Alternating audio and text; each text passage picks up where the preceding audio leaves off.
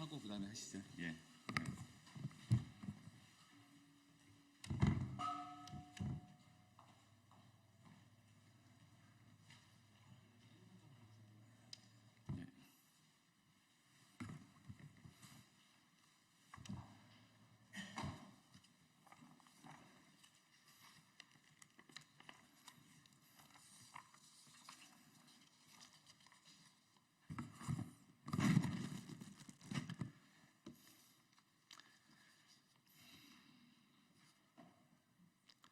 네, 안녕하십니까. 서울 도봉을 국회의원 오기형 의원입니다.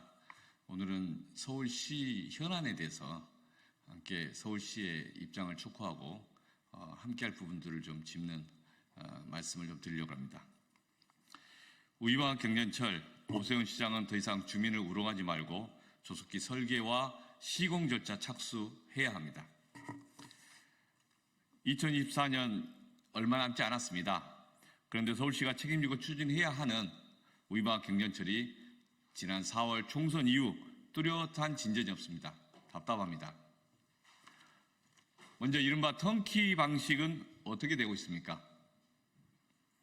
총선 직전인 올해 3월 20일 서울시는 우이바 경전철 추진 사업 방식을 일괄 입찰 턴키 방식으로 추진한다고 발표하였습니다. 전체 일정을 약 9개월 정도 단축할 수 있고 입찰 절차 관련해서 올해 6월부터 조달청과 협의하고 7월에 입찰 공고를 내고 내년에 착공할 것이며 31년에 완공할 것이다 라고 발표했습니다. 그러나 11월 중순 현재 입찰 공고는 이루어지지 않았습니다. 그래서 저희 의원실에서 국정감사 기간 전후로 서울시와 조달청 등에 문의하고 조사를 하였습니다. 서울시는 7월경 조달청과 협의하였지만 입찰 진행을 중단했습니다. 이러한 사실이 뒤늦게 밝혀지자 서울시가 9월 하순경 다시 전 분야 통합발주를 추진하기로 했다고 주장하면서 12월 입찰 공고를 목표로 추진하겠다는 사실을 통지하였습니다.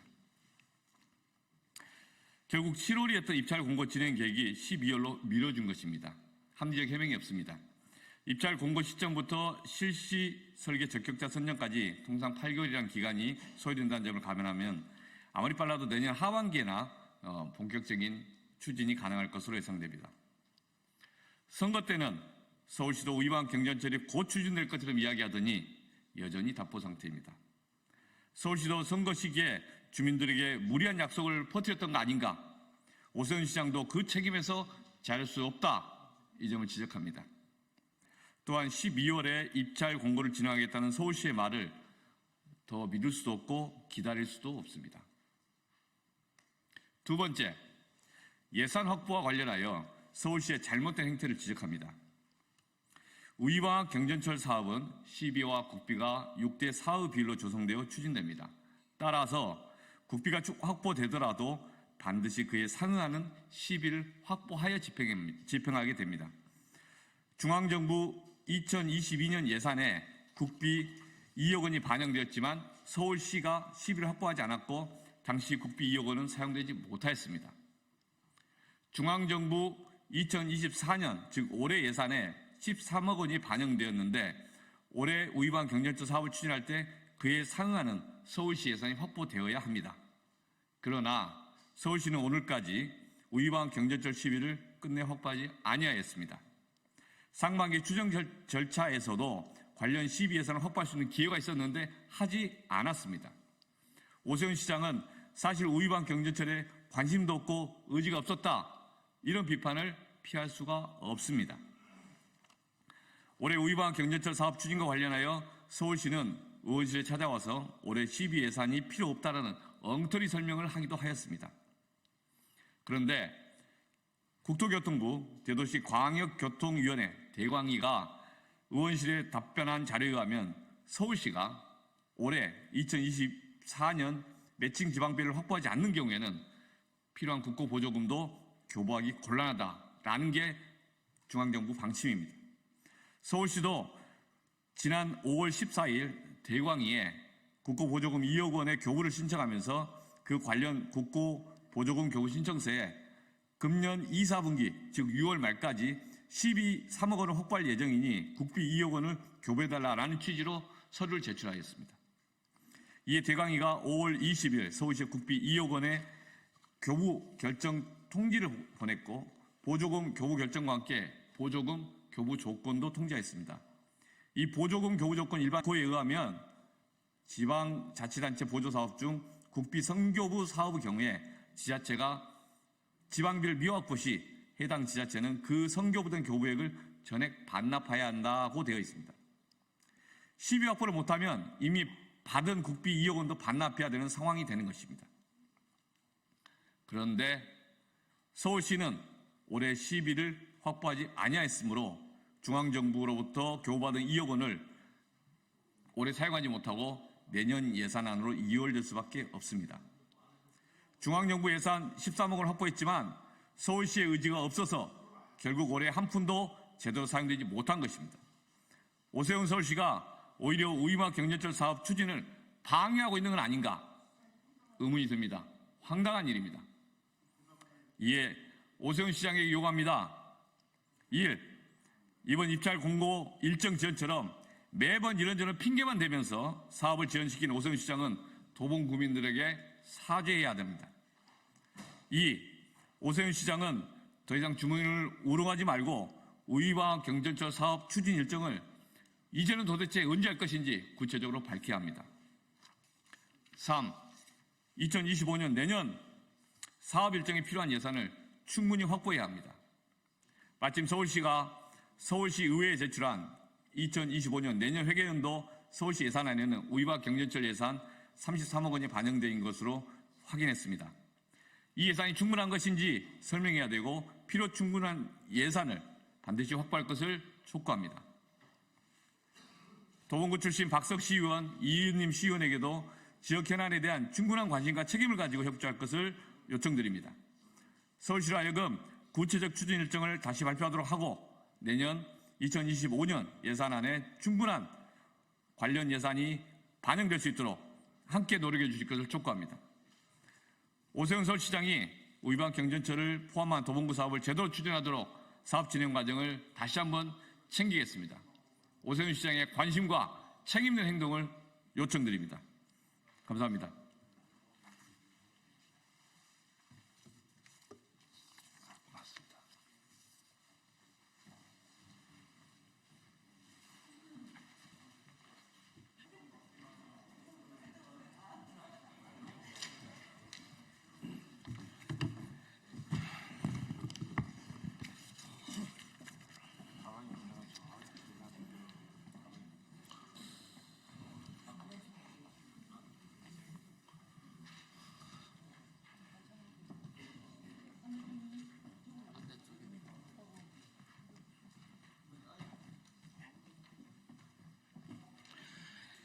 네.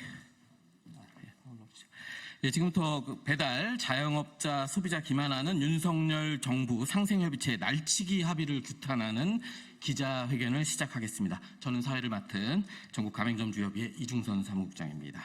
우선 시간 관계상 빠르게 진행을 하겠습니다. 참석자부터 소개를 해드리겠습니다.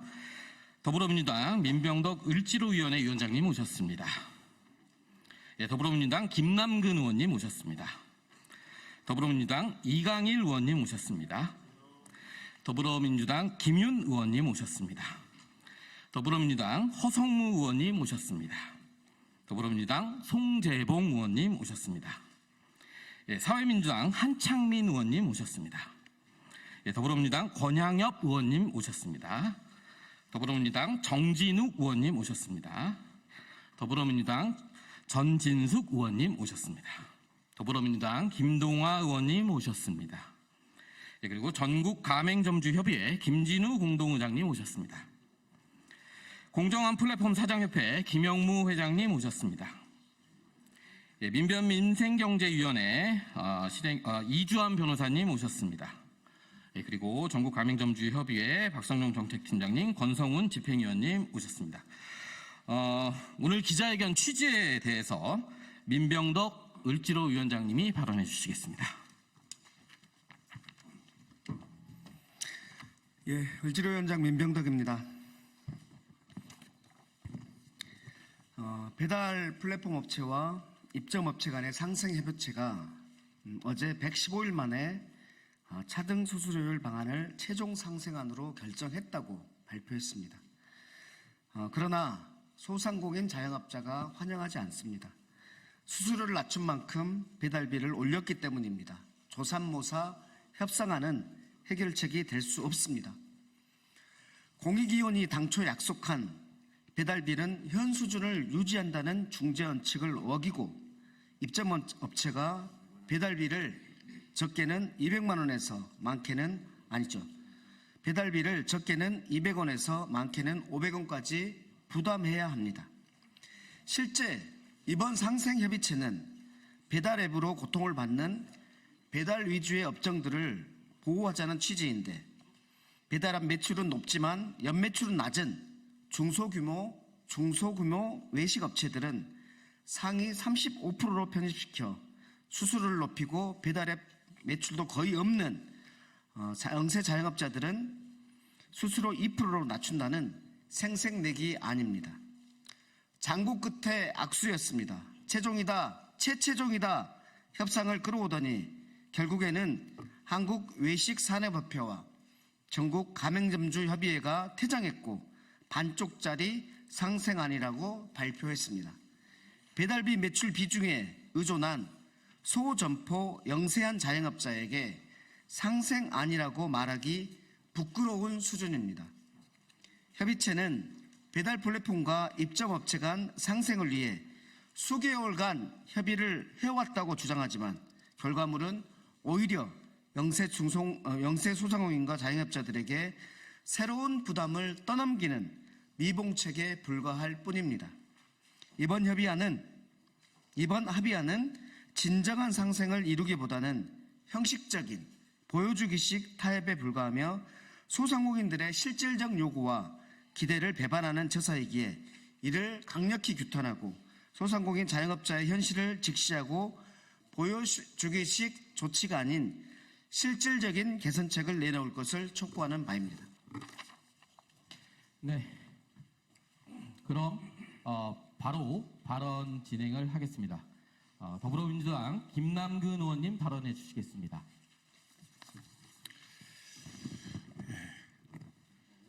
자영업자들에서 배달 앱의 매출 비중이 높은 부분들이 주로 외식업입니다. 그리고 치킨, 프랜차이즈 중에서도 치킨, 그다음에 피자와 같은 그런 이제 외식업을 담당하는 부분들이 배달 앱 비중이 높은데 막상 어제의 자율 상생이라고 정부가 확정지었던 그 상생에서는 이러한 주요 배달 앱을 이용하는 자영업자들은 다 빠진 상태 속에서 합의가 이루어졌습니다. 그리고 공익위원들 중에서도 두 분이 빠졌는데 그 두 분이 소비자 단체나 그 다음에 이제 이런 그 외식업이나 중소 상인 문제를 주로 연구하시는 분이었습니다. 결국은 이 배달앱 시장에서 가장 이해관계가 크고 지금 이 상생협의체를 운영하는 데 있어서 가장 핵심적인 혜택을 받아야 될 분들이나 전문가들이 다 빠진 상태 속에서 뭔가 쫓기듯이 그렇게 합의가 됐다는 식으로 발표를 하고 확정됐다라고 지금 주장을 하고 있는 것입니다. 이게 과연 자율, 이게 과연 상생이라고 할 수가 있겠습니까? 이렇게 정부가 입법을 피하기 위해서 무조건적인 성과를 보여주기 위해서 그 최종을 최최종 계속 미루면서 결과적으로는 안 되니까 일방적으로 준비한 거를 발표를 하고 그걸로 다 됐다라고 하는 이런 방식들은 절대 자율상생이라고 할 수 없을 것입니다. 결국 윤석열 정부가 외쳤던 그런 대기업들의 자율규제, 대기업들이 주도하는 그러한 자율상생 방식의 문제 해결이라는 것들은 실패했다. 이렇게 할 수밖에 없습니다. 이제 공은 국회로 넘어왔고 국회가 결국 우리 사회에 있어서의 여러 이해관계자들의 얘기를 듣고 우리 사회에 있어서 여러 공익적 가치들을 고려를 해서 그리고 입법을 통해서 해결해야 된다라고 생각을 합니다. 그래서 입법 이제 논의를 본격적으로 하면서 정부 얘기도 듣고 뭐 쿠팡이나 배민의 얘기도 듣고 또 여기 참석해 주신 그런 많은 소상공인 자영업자들의 얘기를 듣고 소비자 단체 얘기를 들어서 가장 합리적이고 우리 지금 이 경제 위기 상황 속에서 점점점 빈곤층으로 몰려가고 있는 자영업자들을 구제할 수 있는 그런 합리적인 입법 방안들을 도출하는 데 최선을 다하도록 하겠습니다. 네, 다음은 사회민주당 한창민 의원님 발언해 주시겠습니다. 네, 사회민주당 대표 국회의원 한창민입니다. 국민은 원숭이가 아닙니다. 결국은 중개수수료를 내리고 배달료를 올리면서 배민이나 쿠팡, 이 중개업자들의 배를 불리면서 무슨 상생이네 우리 소비자들과 입점업체들을 위해서 한 것처럼 하는 것이야말로 국민 기만입니다. 지금 이 상생협의체가 오랫동안 상생을 위해서 노력해왔다고 이야기하지만 이 결과를 보더라도 그 명분을 보더라도 그 원칙이 훼손된 것을 보더라도 절대로 받아들이기 어려운 협의안입니다. 저도 김남국 의원님이나 여기에 함께 계신 민주당 을지로 의원님들과 함께 이 상생협의 자율규제의 이 허망함을 다시 한번 국민들한테 일깨워드리고 온프법을 비롯한 실제 이 중개수수료뿐만 아니라 온라인 플랫폼에서 벌어지는 불공정 행위들을 해소하기 위한 입법과 제도 개선에 나설 것을 다시 한번 천명합니다. 이런 식으로 우리 국민들을 기만하는 윤석열 정부가 어떻게 국민을 위한 정부로서 나아갈 수 있겠습니까? 다시 한번 국민을 기만한 이 행위에 대해서 강력하게 규탄하고 국회에서 책임 있게 그 역할을 다하겠다. 이 부분을 말씀드리면서 간단하게 의견을 드리겠습니다. 고맙습니다. 네, 다음은 더불어민주당 이강일 의원님 발언해 주시겠습니다.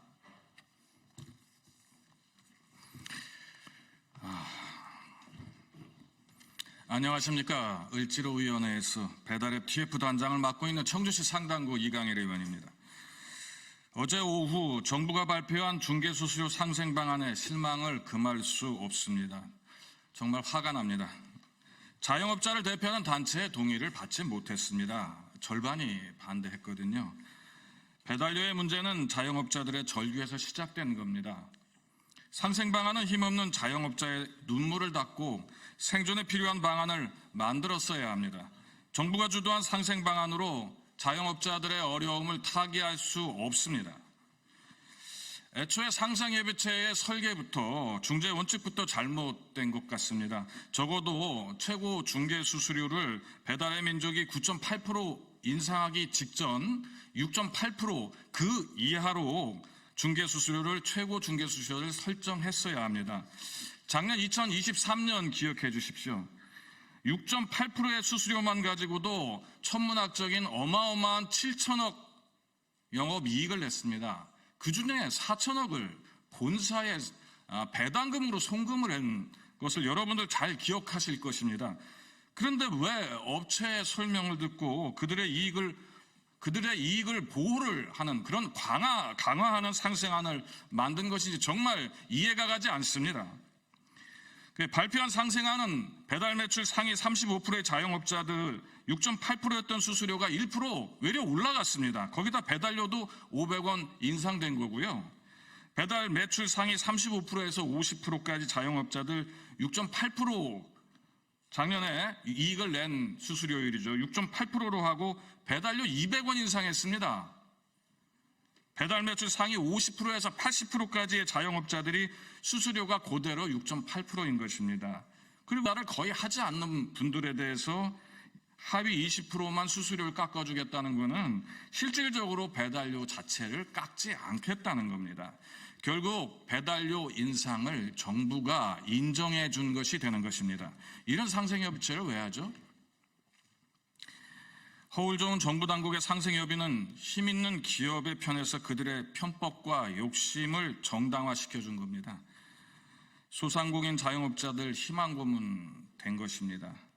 눈속임에 불과한 내용을 상생 방안이라고 내놓고 정말 분명한 기만 행위입니다. 윤석열 정부의 허울뿐인 자율규제 더 이상 두고 볼 수 없습니다. 자율규제는 을을 위한 방안이 아니라 힘있는 갑의 이익을 정당화시키는 역할을 계속하고 있습니다. 이 정부의 기만적인 경제정책에 서민들과 자영업자들은 더 심한 어려움에 봉착하고 있습니다. 이대로는 안 됩니다. 이제 저희들이 힘을 더 내겠습니다. 공공앱 활성화시키겠습니다. 정부의 배달수수료 지원액이 배달업체의 배를 불리는 데 사용되지 않도록 하겠습니다. 그리고 더 이상 입법을 미룰 수 없습니다. 600만 자영업자와 함께 배달중개수수료 상한제와 차등제 도입을 입법해서 적극적으로 밀고 나가겠습니다. 감사합니다. 네, 다음은 민생단체의 발언을 듣도록 하겠습니다. 전국 가맹점주 협의회 김진우 공동의장님 발언해 주시겠습니다.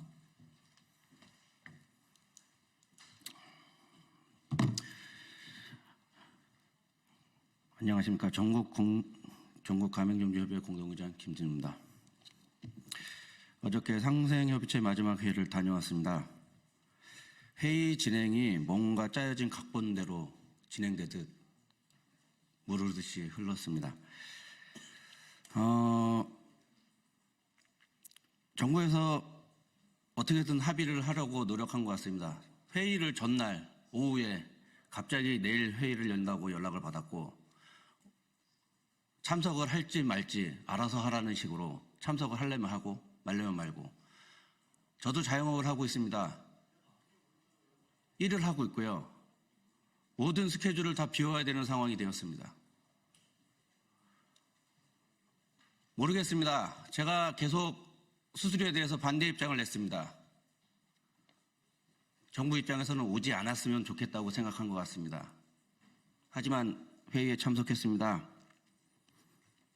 회의는 물 흐르듯이 짜여진 각본대로 흘러갔습니다. 회의 진행의 절차에 따라서 진행의 절차에 의문을 제기했고 문제 제기를 했습니다.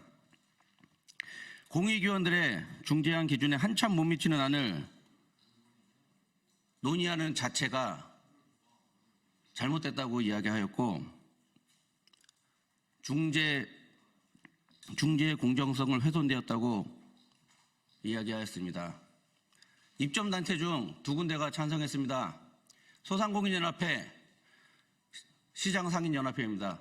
배달업과 전혀 관계가 없는 관변단체를 입점업체에 집어넣고 이렇게 진행을 하기 위해 계속 끌어왔던 것입니다.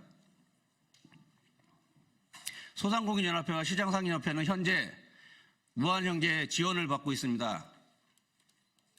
이해충돌 관계가 있는 관계입니다. 이런 단체를 어떻게 입점업체에 집어넣고 회의를 할 수 있단 말입니까? 가맹점주협의회와 외식산업협회는 반대 입장을 표명하며 회의를 나왔습니다. 저희가 나온 이후에 들어보니 웃으면서 회의를 했다, 잘 나갔다는 식으로 웃으면서 회의를 했다고 얘기를 하더군요. 정말로 상생을 위한 회의였는지 의문이 듭니다.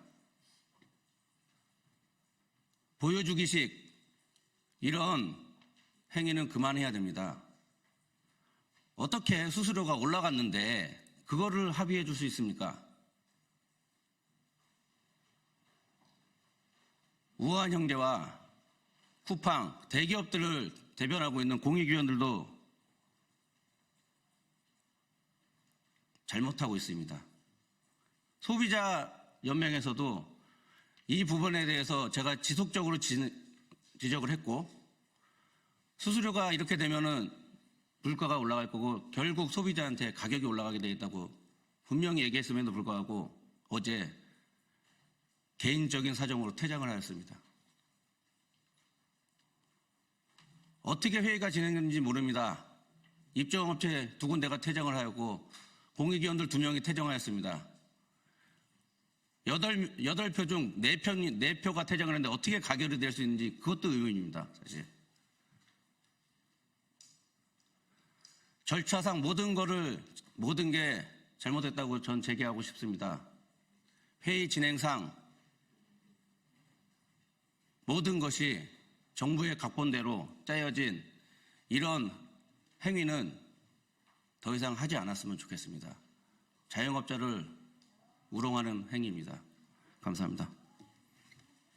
네, 다음은 공정한 플랫폼 사장협회 김영무 회장님 발언해 주시겠습니다. 안녕하십니까. 저는 공정한 플랫폼을 위한 사장협회 회장 김영무입니다. 저희 단체명을 보시면 아시겠지만 배달 플랫폼의 횡포로 인해 오로지 배달 플랫폼의 공정함만을 바라며 태어난 단체입니다. 구성원 또한 배달 플랫폼을 사용하는 배달 업주들로만 이루어진 단체이기도 합니다. 그래서 저희는 작년 하반기부터 불거져온 배달 플랫폼에 엄청나게 고도화되고 꼬여있는 불공정 행위들에 대해 직접 싸우며 목소리를 내왔습니다. 그러던 중 바로 어제 12차 상생협의체 회의에서 정말 비상식적이고도 개탄스러운 일이 벌어져 이 자리에 서게 됐습니다. 배달 플랫폼과 배달업주들을 대상으로 한 상생협의체가 생기게 된 원인이 무엇이었습니까? 배달 플랫폼 때문에 어려움을 겪으며 장사를 하는 저희 같은 업주들을 위해 플랫폼의 부당함을 바로잡고자 생겨난 협의체가 아니었습니까? 하지만 입점업체 단체에 포함된 4개 단체 중 배달 자영업자를 대변할 수 있는 단체는 단 2곳에 불과하였고 그 2곳이 어제 반대 의견을 내며 중간에 퇴장하였습니다. 하지만 그 2단체를 제외한 나머지는 모두 찬성을 했다며 졸속 합의를 자랑스럽게 브리핑하였습니다. 그리고 바로 수많은 기사들이 쏟아졌는데 다수의 기사에선 이렇게도 말했습니다. 대형 프랜차이즈 단체가 영세 업자들보다 인하율이 낮다며 반대했다. 도대체 이게 무슨 말입니까? 배달업주에게 실질적으로 도움이 되는 수정안이 아니었습니다.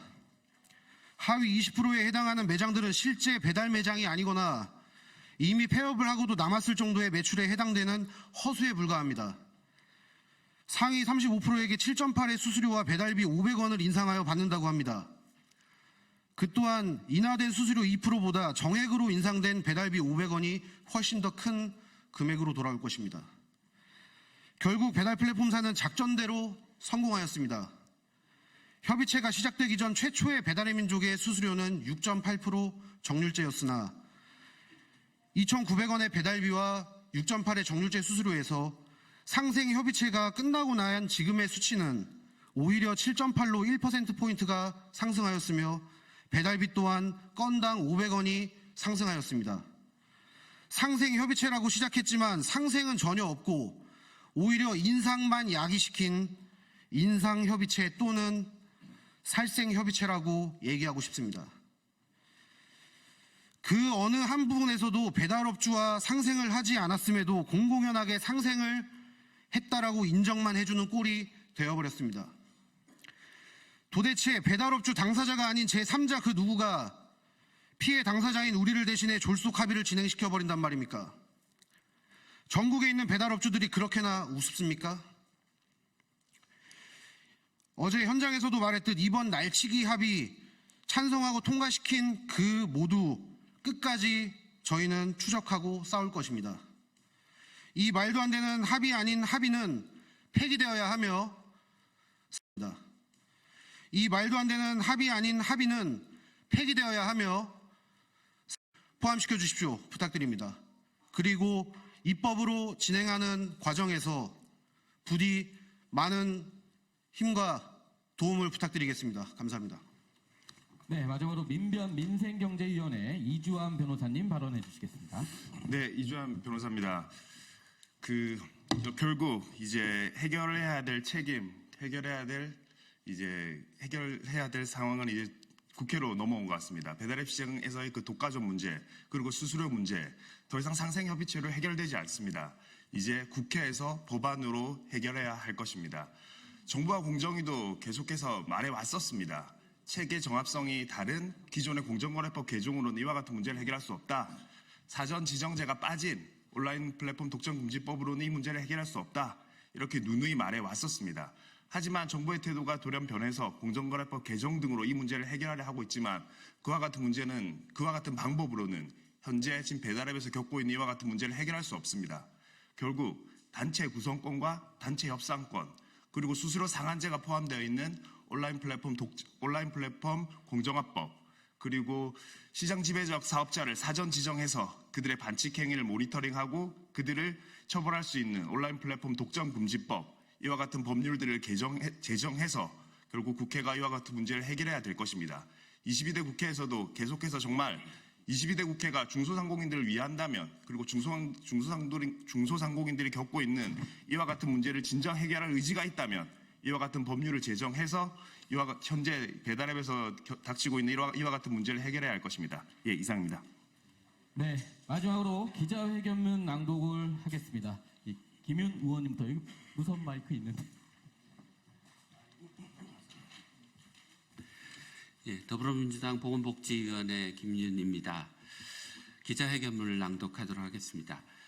배달 자영업자 기만하는 윤석열 정부 상생협의체 상생안을 규탄한다.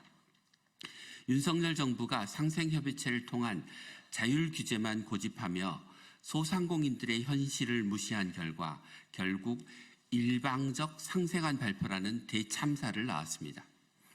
수수료는 내리고 배달비는 올리는 상생안을 소상공인들은 조삼모사라고 지속적으로 비판했음에도 정부는 이를 그대로 상생안이라고 발표하고 소상공인들에게 상생을 위해 양보하도록 강요한 결과 자영업자들은 깊은 상처만 입게 되었습니다. 먼저 이번 상생안의 경과에 대해 말씀드리겠습니다. 이번 상생협의체는 지난 7월 3일 정부에서 발표한 소상공인 자영업자 종합대책에 포함된 내용으로 소상공인에 대한 배달 플랫폼 이용료의 과도한 부담을 완화하기 위해 지난 7월 23일 발족하였습니다. 당시 배달의 민족 중개수수료는 6.8%, 서울 기준 배달료는 3,300원이었습니다.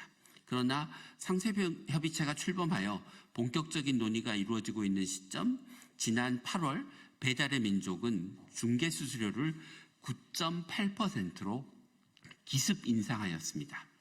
배달의 민족은 수수료를 3% 인상했어도 배달료는 2,900원으로 낮추었다며 소상공인들에게 큰 부담이 없다고 해명했지만 이는 사실과 달라 오히려 소상공인들의 분노만 샀습니다.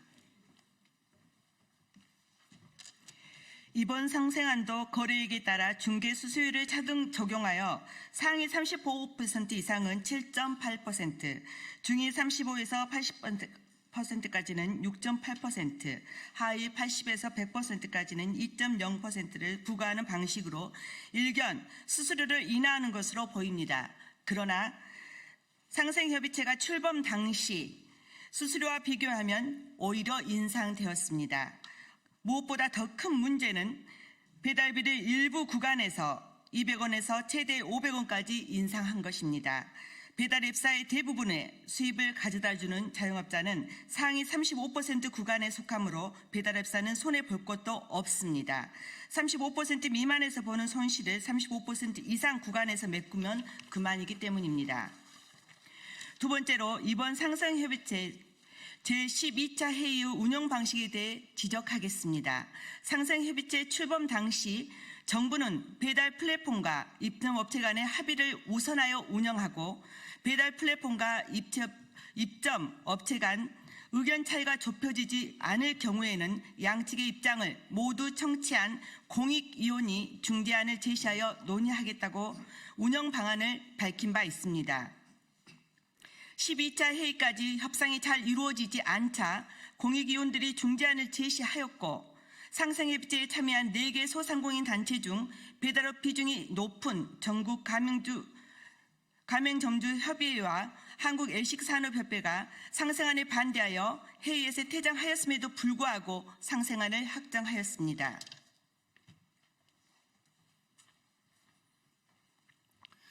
또한 이러한 중요한 결정을 논의하는데 소비자 대표, 외식업 전문가로 이촉된 공익위원 2명이 회의 중간 개인 일정을 이유로 논의 결정 과정에서 빠졌다는 점입니다. 자율협의라는 말이 무색할 정도로 주요 당사자들이 빠진 상생안 발표가 과연 효력이 있을지 의문입니다. 세 번째 문제점은 자율규제 논의의 중심을 잡아야 할 공익위원들이 중재 원칙을 지키지 않았다는 점입니다.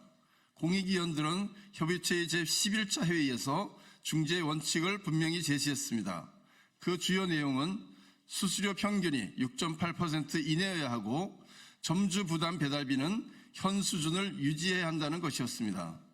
이는 상생안이 협의체 출범 당시 가맹점이 부담하는 배달앱 이용료 수준보다 낮아야 하고 수수료와 배달비를 변동하면서 조삼모사식으로 상생안을 제출하는 배달 앱사에 대한 주의 차원에서 제시되었던 것입니다. 산업자원 중소벤처기업위원회 권양엽입니다. 따라서 11차 회의에서 공익위원들은 플랫폼 업계가 제출한 최종 상생안을 반려하고 중재 원칙에 부합하는 안을 재제출하라고 하였습니다. 그럼에도 배달앱사들은 점주부담 배달비를 유지해야 한다는 중재 원칙을 무시하고 점주부담 배달비를 버젓이 인상하여 가져왔습니다. 조삼모사식 상생안을 방지하기 위해 이러한 중재 원칙을 제시하였지만 정부는 이를 눈 감아주고 소상공인들에게 양보만 강요한 셈입니다. 소상공인 자영업자들은 정부가 무능할지라도 엄중한 현실을 감안해 합리적인 상생안을 도출하리라 기대했습니다. 하지만 뚜껑을 열어보니 수수료와 배달비만 조금 손댄 변경안이었고 그동안 이 협상이 배달앱 전체의 술수에 철저히 농락당한 결과였음이 드러났습니다.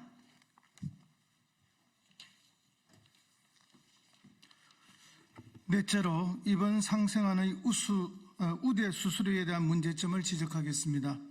우대 수수료율 제도는 대기업이 아닌 영세 소상공인에만 수수료 감면 혜택을 제공하는 제도입니다. 획일적인 수수료율을 적용할 경우 영세 소상공인이 대형 브랜드의 마케팅과 프로모션 경쟁을 할 수 없기 때문입니다. 따라서 대부분의 입점업체들이 소상공인에 해당하는 이상 우대 수수료 혜택을 받아야 합니다. 신용카드의 경우는 96% 이상의 가맹점이 이미 우대 수수료를 적용받고 있습니다. 그러나 이번 상생안에서는 하위 20%에만 우대 수수료를 적용하였고 이는 우대 수수료라는 선심만 쓴 셈으로 배달 앱사들이 소상공인을 얼마나 기망하고 있는지를 알 수 있습니다.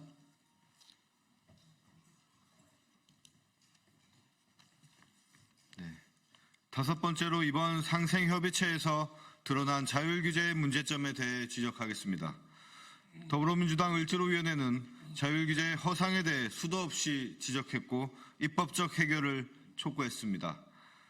이런 문제는 배달료 상생협의뿐만 아니라 숙박앱 자율규제 협의체에서 거래 기준 하위 40% 숙박업소에만 1년간 1%의 수수료를 인하하는 내용으로 하는 허울뿐인 상생합의를 정부는 자화자찬하지만 숙박업체들은 을지로위원회에 온라인 플랫폼을 통한 과도한 수수료와 광고비 등을 규제해달라고 요청하고 있습니다. 비단 숙박앱뿐만 아니라 모바일 상품권 등 자율규제가 정상적으로 작동하는 사례는 없고 소상공인, 자영업자들은 입법적 해결을 요구하고 있음에도 정부는 여전히 온라인 플랫폼 입법에 소극적입니다.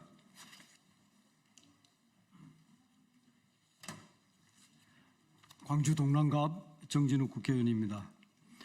을지로위원회는 더 이상 무능한 정부를 좌시하지 않을 것입니다.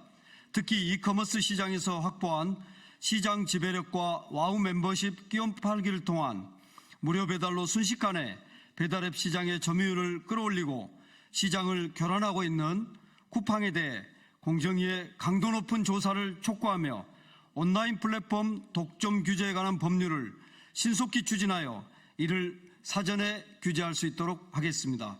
또한 수수료 상한제와 수수료 도입을 담은 온라인 플랫폼 거래 공정화법을 신속하게 추진할 것입니다. 정부와 여당은 소상공인들의 분노를 엄중히 받아들이고 법안 논의에 적극 나서야 할 것입니다.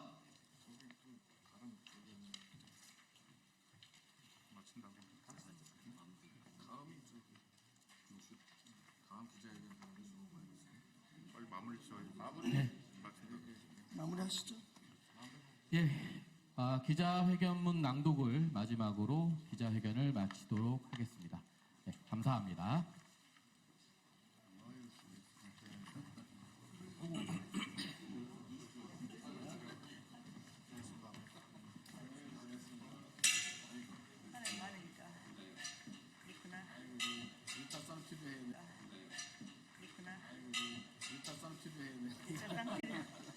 하시죠. 일단 감사합니다.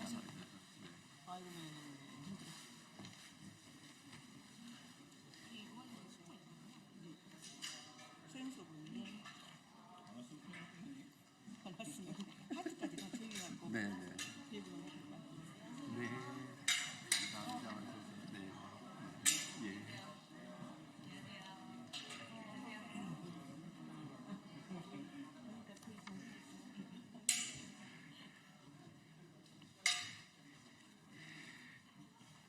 네. 네. 얼른 오세요. 우리가 늦어가지고.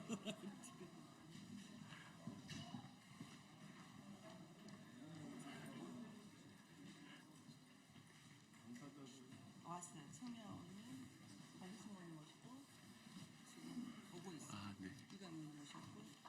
네, 말씀하세요.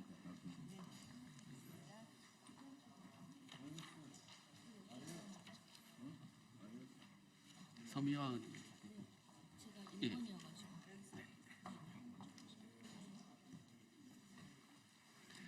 네, 그러면 국민 누구나 건강하게 살 권리를 보장받는 나라, 대한민국 의료 체계의 공공성 강화를 위한 사법 공동 발의 기자회견을 갖도록 하겠습니다. 저는 더불어민주당 비례대표 보건복지위원회 소속 국회의원 김윤입니다. 지난 총선 기간 지역 필수 공공의료 살리기 공약을 발표한 바 있습니다. 대한민국 의료의 공공성을 강화하기 위해서는 민간과 공공을 아우르는 지역 완결형 필수 의료 구축과 더불어 공공병원 확충을 넘어선 공공의료 체계의 근본적 강화라는 두 개의 전략이 동시에 시행되어야 합니다. 지난 7월 필수의료 강화 특별법 발의에 이어 국민중심 의료개혁 완수를 위한 공공의료 강화 4법을 함께 해주신 의원님들과 오늘 공동 발의하고자 합니다. 지난 기간 공공의료 강화 4법을 성안하기 위해 국립대학병원협의회, 지방의료원연합회, 정책 전문가들, 시민사회단체, 보건의료 관련 노동조합들과 여러 차례 간담회와 토론회를 가졌습니다.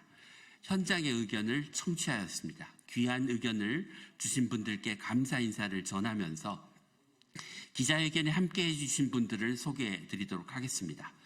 더불어민주당 서영석 의원님이십니다. 박희승 의원님이십니다. 서미화 의원님, 이광희 의원님, 전진숙 의원님, 박홍배 의원님, 진보당 전종덕 의원님 함께 해주셨습니다.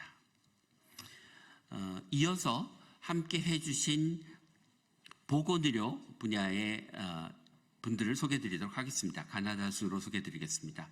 권태형 원주의료원장님, 김홍란 전국의료산업노동조합연맹 정책국장님,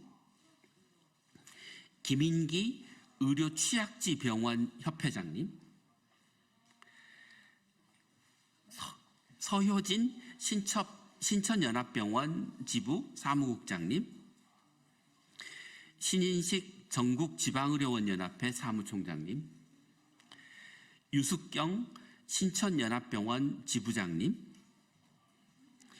이선희 보건의료노조 부위원장님, 전희양 의료취약지병원 협회 부회장님이 함께 해주셨습니다.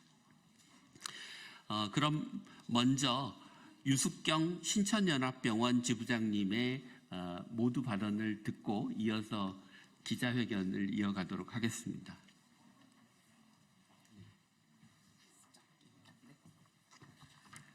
예, 안녕하세요. 저는 시흥시에 있는 작은 중소병원 신천연합병원의 노동조합 지부장 유숙경입니다. 오늘 김윤 의원님께서 발의하시는 이 4법 중에 저희는 공익참여형 민간병원이라는 항목에 주목하고 있습니다. 신천연합병원은 시흥지역에서 지역 주민들을 위한 공익사업을 진행하고 있음에도 불구하고 민간병원이라는 이유로 정부의 지원이나 이런 것에서 소외되어 있습니다. 저희 나라 의료 전달 체계에 있어서 민간 중소병원이 가지는 중요성에 비춰볼 때 공익참여형 민간병원이라는 것으로 국가에서 책임지는 공익사업들을 함께 할 수 있는 길을 열어주셔서 정말 감사드립니다. 이 법이 많은 국회의원님들의 성원 속에 반드시 통과되어서 민간 중소병원들이 정부의 공익사업에 함께 할 수 있는 길을 열어주셨으면 좋겠습니다. 감사합니다. 예, 이어서 서미아 의원님부터 기자회견문 낭독을 하도록 하겠습니다.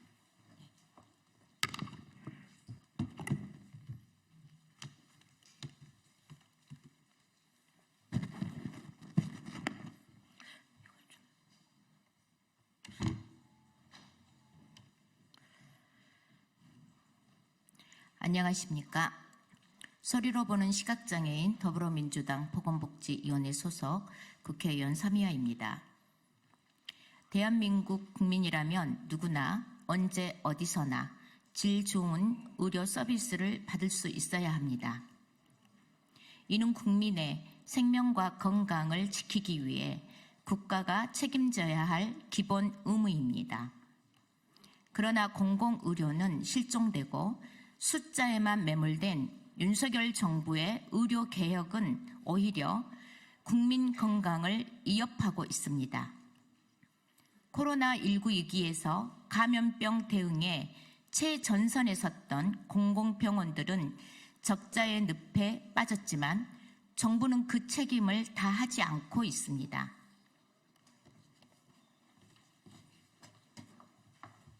예, 국민비타민 서영석 의원입니다.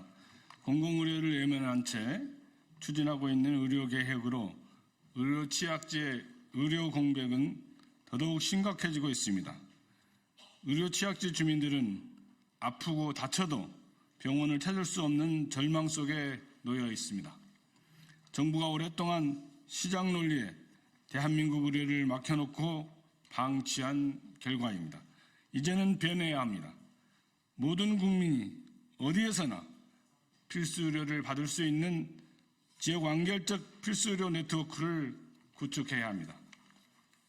응급치료, 분만, 소아진료, 중증질환 등 필수적인 의료를 지역 내에서 책임질 수 있는 체계를 만들고 그 체계의 중심에는 공공병원과 공익적 민간 의료기관이 있어야 합니다.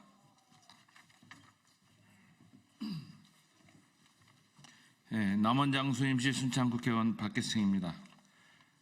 이를 위해 함께 해주신 의원님들과 함께 대한민국 의료체계 공공성 강화를 위한 4가지 법을 발의합니다. 이 법안은 단순히 공공병원을 늘리는 데 그치지 않습니다. 의료 취약지 주민들에게 실질적인 변화를 가져올 대대적인 개편 방안을 담고 있습니다. 첫째, 공공의료 인프라 확충과 역량 강화를 위해 진료권 중심의 공공병원 확충을 위한 근거 조항을 마련했습니다. 진료권 중심으로 공공병원을 확충할 수 있는 법적 근거를 마련하였고, 의료 인력 부족 문제를 해결하기 위해 공보위 배치 체계를 체계화하였습니다. 또한 지방의료원이 지역 책임 의료기관으로서 역할을 제대로 수행할 수 있도록 기능 강화와 지원 근거를 담았습니다. 나아가 지역사회의 공익적 활동을 하고 있는 민간병원을 공익참여 민간 의료기관으로 지정하여 그 역할을 더욱 강화하고자 했습니다. 청주 서원의 이광입니다. 둘째, 공공의료 정책 결정 거버넌스 강화를 위해 진료권 중심 공공의료 의사결정 체계를 구축하였습니다. 진료권 중심으로 각 시도별 시도 공공의료위원회를 구성하여 지역의 공공의료 제공 범위를 결정하고 진료권별로 각 공공병원의 기능과 역할을 명확히 정립하는 기전을 마련했습니다. 더불어 그동안 유명무실했던 공공보건의료 정책심의위원회의 권한을 강화하여 실질적인 정책 결정을 할 수 있도록 만들었습니다. 셋째, 지속가능한 공공의료를 위해 재정지원 기전을 마련하였습니다. 지역 필수의료기금을 재원으로 하는 특별회계를 신설하여 감염병 위기 대응, 회복기 손실 보상, 의료 취약지 공공병원 확충 등 공공의료 강화에 필요한 재정적 기반을 탄탄히 하였습니다. 이를 통해 공공의료가 착한 적자를 감당할 수 있도록 공공의료에 대한 국가의 책임을 강화하고자 하였습니다. 광주 북구을 전진숙입니다. 넷째, 각자 도생하고 있는 공공병원 간 협력 체계를 구축하고자 하였습니다. 국립중앙의료원을 중앙공공보건의료지원센터로 지정하여 공공병원 지원 기능을 강화하고 각 시도에 공공보건의료지원센터를 의무적으로 설치하여 지역 내 공공보건의료기관들이 유기적으로 협력할 수 있는 기반을 만들고자 하였습니다. 대한민국 의료 공공성을 강화하는 것은 단순히 공공병원을 몇 개 더 짓는 것으로 해결되지 않습니다. 진보당 전종덕입니다. 지금 우리에게 필요한 것은 공공의료 체계 자체를 근본적으로 강화하는 대책입니다. 국민 모두가 병들고 아플 때 사는 곳에 따라 의료 혜택을 차별받는 불공정은 이제 끝내고 공정한 의료 환경을 위해 오늘 이 자리에 함께해 주신 선배 동료 의원들과 함께 시민사회와 함께 공공의료 강화를 위한 발걸음을 지속하겠습니다. 국민 누구나 건강하게 살 권리를 보장받는 나라, 병들어도 걱정 없는 대한민국을 만들기 위해 끝까지 노력하겠습니다. 국민 여러분께서도 함께 힘을 모아주실 것을 간곡히 부탁드립니다. 감사합니다. 오늘 발의한 법안이 국회에서 통과될 수 있도록 지속적으로 힘을 모아 나가도록 하겠습니다. 관심 가지고 지켜봐 주시면 감사하겠습니다. 감사합니다.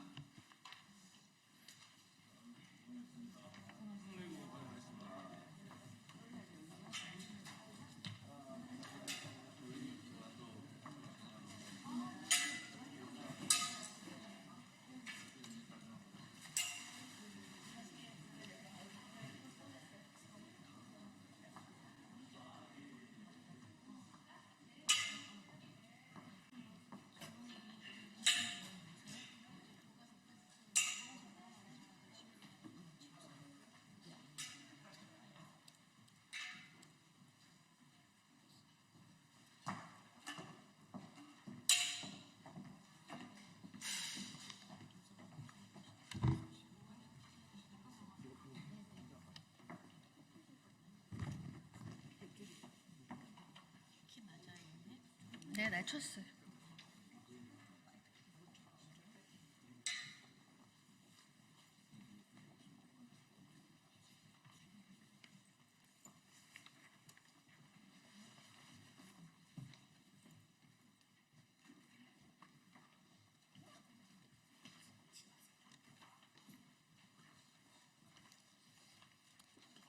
됐어요?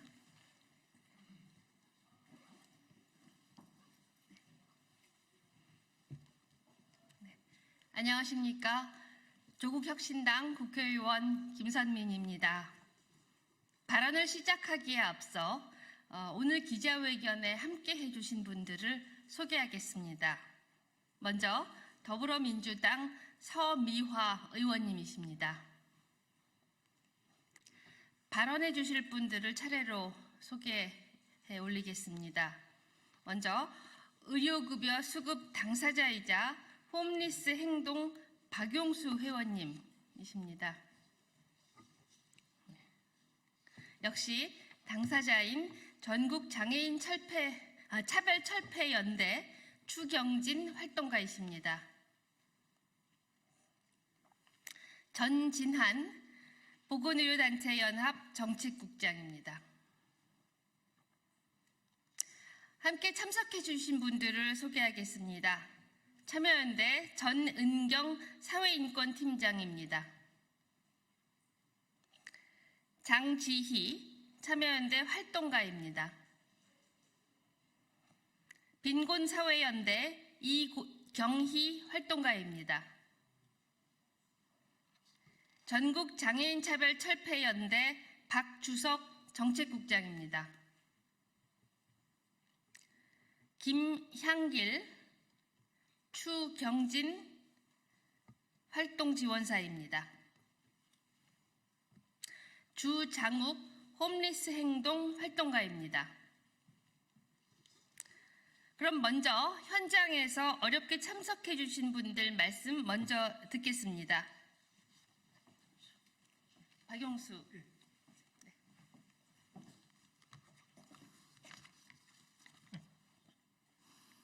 안녕하십니까. 저는 박용수라고 합니다. 저는 현재 의료급여 일종 수급자입니다. 처음에는 조건부 수급자였기 때문에 의료급여도 2종이었습니다. 당시에 눈 건강이 안 좋아서 세브란스 병원에 정기적으로 다녔는데 갈 때마다 기본 3만 원, 검사를 많이 하면 7만 원 가까이 병원비를 냈습니다. 동네 병원에서는 원인을 모른다고 하고 2차 병원에 가도 효과가 없어서 3차 병원까지 가게 됐던 겁니다. 2종이었을 때를 생각해 보면 사실 그게 바로 정률제였습니다. 그나마 일을 했고 월급으로 140여만 원을 받았기 때문에 병원에 다녔지 당연히 부담스러운 금액이었습니다. 올해 초 희귀질환으로 저는 의료급여 일종이 됐습니다. 일도 못하고 생계급여로 한 달에 71만 원만을 받고 있습니다. 임대 아파트 관리비를 내고 나면은 실제 생활비는 60만 원 정도입니다. 생활비가 반토막이 나서 힘들지만은 그래도 일종이라고 병원비가 많이 나오지 않기 때문에 그나마 괜찮았습니다. 그런데 복지부가 의료급여 일종 수급자에게도 정률제를 적용한다고 하니 이제는 살기가 더 힘들어질 것 같습니다. 지금도 60만 원을 가지고 살면서 마음대로 외식도 못하고 교통비도 아까워 외출도 점점 안 하게 되고 있는 상태에서 병원비를 올린다니까 안 그래도 살기 팍팍한데 너무 힘들어지고 있다고 생각이 듭니다. 수급자 중에는 노인분들이 많습니다. 노인이 아니더라도 근로 능력이 없어서 수급자가 됩니다. 쉽게 말해 다들 환자입니다. 환자도 병원에는 안 가고 싶습니다. 돈이 비쌀까봐, 큰 병이라도 알게 될까봐 겁나서 못 갑니다. 누가 병원에 가고 싶어 합니까? 나가면 죄다 돈인데 누가 가고 싶어서 가겠습니까? 못 견딜 정도로 아파서 가는 겁니다. 수급자분들은 대부분 질병 한두 개는 달고 살기 때문에 정기적으로 병원에 갈 수밖에 없습니다. 의사가 정기적으로 와야 한다니까 가는 겁니다. 정률제를 적용할 게 아니라 비급여를 줄여서 급여로 만들어주는 게 더 우선입니다. 장애인들이나 아니면 희귀병, 난치병 분들께서 비급여 때문에 제대로 치료를 못 받는 경우도 많이 있습니다. 이런 비급여를 먼저 건드려서 급여로 전환을 하는 게 우선이지 정률제를 시행한다는 건 한국 정책이 후퇴한다는 겁니다. 부자 감세만 안 해도 재정이 생길 텐데 부자한테는 아무것도 안 하면서 왜 없는 사람들한테 가져갑니까? 재정에 대한 책임을 수급자에게 지우는 건 말도 안 됩니다. 병원도 돈이 있어야 많이 가는 거지 돈 없는 사람들이 많이 갈 수가 없습니다. 복지부는 정률제 계약액을 폐지하고 최소한 현행 정액제를 유지하십시오. 이양 개편할 거면 비급여 항목이나 줄여서 급여로 바꾸면 좋겠습니다. 그게 바로 복지부가 할 일입니다. 이상입니다.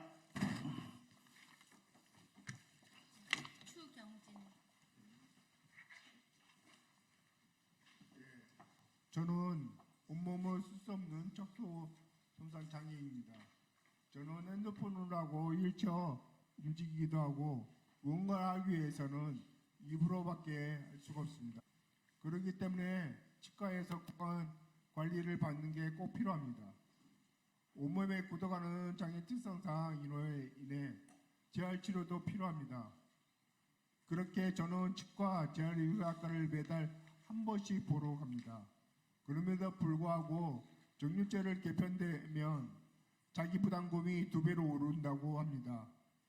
저는 과연 비합리적인 도덕적인 해이 과다 의료 이용을 하고 있는 사람입니까? 항상 정부는 예산의 논리로 이용자의 보험인 부담을 높이고 정률제를 도입해왔습니다. 활동지원 서비스도 처음에는 정률제로 도입하라고 했습니다. 그러나 장애계 반대로 막아냈습니다. 그러나 정부는 2010년 부담금을 2배 높이고 죽음과 가치를 상한 데 있으니 걱정 말라고 산탕발림을 해왔습니다. 그리고 점차 추가급여에 대해서 정규제를 도입하라고 점차 계약을 일삼아 왔습니다. 정부는 언제까지 예산의 논리로 가난한 이에게 대한 혐오를 만들어내고 낙인을 찍어왔습니다. 우리에게 필요한 것은 의료급 이용에 대한 규제가 아니라 절저한 의료를 이용을 위한 지원입니다. 의료급여 정률제 개혁을 반드시 막아낼 것입니다. 감사합니다.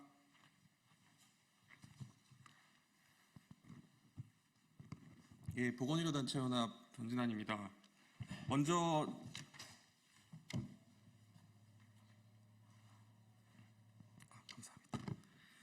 저희는 정부의 사과를 촉구합니다. 거짓으로 수급자들을 모욕한 점에 대해서 사과부터 해야 된다고 생각합니다. 정부는 가난한 환자들이 비용의식이 약화돼서 건강보험 가입자보다 진료비를 3배를 쓴다고 했습니다. 사실이 아닙니다. 의료급여 수급자는 노인과 장애인이 많고 아픈 사람이 많습니다. 가난할수록 아프고 아프기 때문에 가난해진다는 것은 상식입니다. 가장 기본적인 질병의 중증도와 연령을 고정하지 않은 이런 통계는 거짓입니다. 이런 기본적인 통계 오류를 정부가 모르고 저질렀다고 생각하지 않습니다. 정부가 일으킨 재정 문제와 국민들의 팍팍한 삶을 가난한 사람들한테 전가하려고 한 것입니다. 진실은 앞서서 두 분이 말씀하셨듯이 가난한 사람들은 지금도 병원비가 부담돼서 건강과 생명을 잃고 있다는 것입니다. 나라에 돈이 없는 이유는 무엇입니까? 정부가 천문학적인 규모의 부자 감세, 기업 감세를 하기 때문 아닙니까? 지금도 장마철이 되면 폐지를 줍지 못해서 가난한 노인들은 병원에 오지를 못합니다. 1,000원, 2,000원이 없어서 아파도 병원 문 앞을 망설이는 사람들의 병원비를 올려서 부자 감세에 결손을 메우겠다는 것은 최악의 정치입니다. 정부는 보완책이라면서 건강생활 유지비를 인상하겠다고 합니다. 병원비를 올리고 월 12,000원을 미끼 삼아서 병원에 가지 않으면 이 돈을 가질 수 있다고 유혹하는 게 정부가 할 일이란 말입니까? 정말 부끄러운 줄 알아야 된다고 생각합니다. 한국에서 이미 공공부조는 허울 뿐입니다. 한국은 OECD 국가 중에서 비급여가 가장 많고 의료급여 환자들도 전액 이것을 부담해야 됩니다. OECD 국가의 대다수 시민들보다도 아마 한국의 가난한 환자들의 의료비 부담이 더 클 겁니다. 그래서 정률제는커녕 정액제도 폐지해야 된다고 생각합니다. 비급여를 줄여 없애고 누구나 치료받을 수 있게 보장하는 게 정부가 해야 될 일입니다. 정부가 이렇게 가난한 사람들을 공격하는 것은 모든 시민들을 향해 있는 문제이기도 합니다. 정부가 건강보험 가입자들한테도 의료비가 너무 싸서 과다 이용을 한다면서 보장을 줄이겠다고 얘기를 하고 있습니다. 존재하지 않는 환자의 도덕적 해이를 유포하는 이런 이데올로기 공격은 우리 모두의 건강과 치료받을 권리를 박탈하려는 시도라고 생각합니다. 거짓으로 점철된 정부의 의료급여 정률제 계약, 가장 아프고 약한 사람들에 대한 공격을 시민사회, 보건의료인들, 그리고 의료급여 당사자들 모두 반대합니다. 정부가 이 부도덕한 정책을 철회할 때까지 저희는 계속 목소리 높이고 싸울 것입니다. 이제 성명서를 낭독하겠습니다. 먼저 서미아 의원님.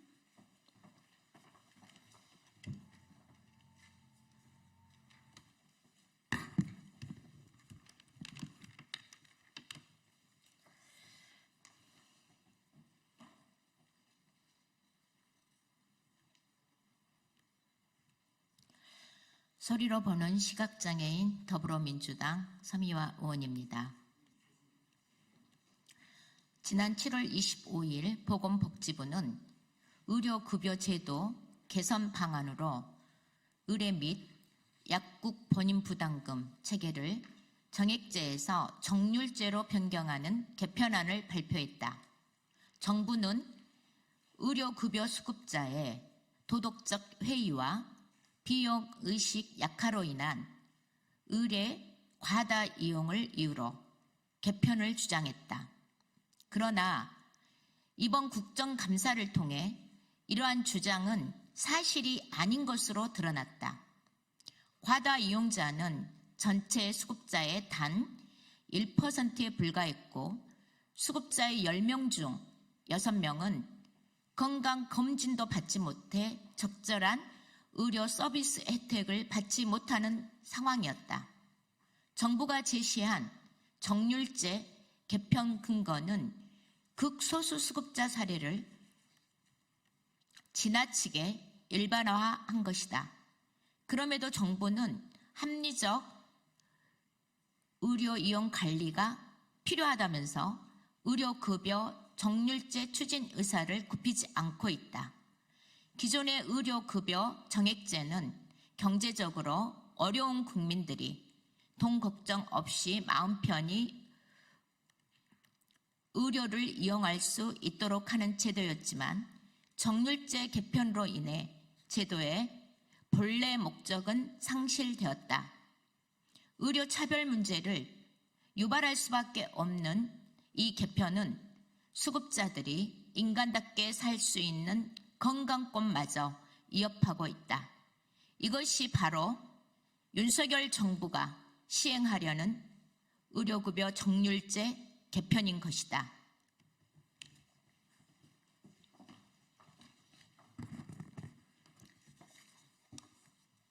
정부는 이러한 극악무도한 개편안을 중앙생활보장위원회를 통해 갑작스럽게 발표했다.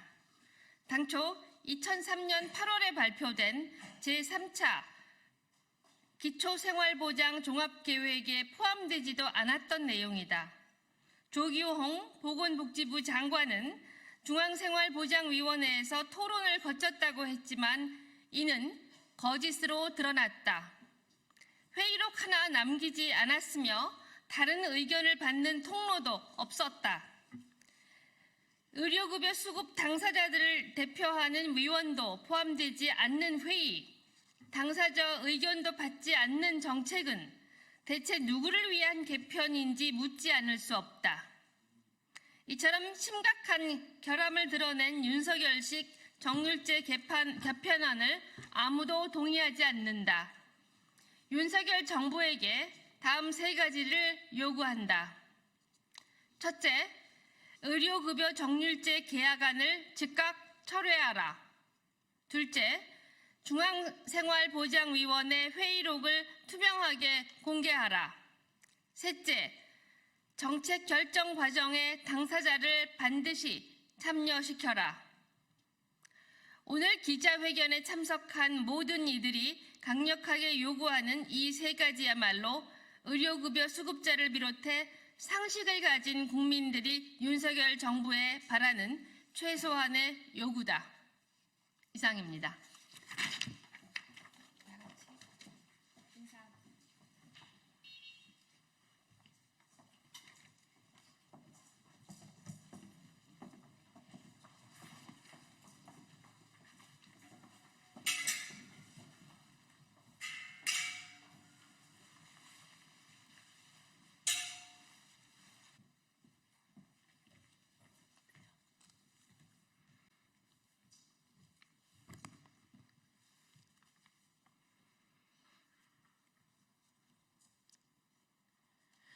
네, 진보당 부대변인 김도연입니다. 오전 브리핑 시작하겠습니다. 총 2건입니다. 양극화 해소하겠다는 윤석열 대통령, 대책은 있습니까? 윤석열 대통령이 갑자기 양극화를 해소하겠다며 나섰습니다.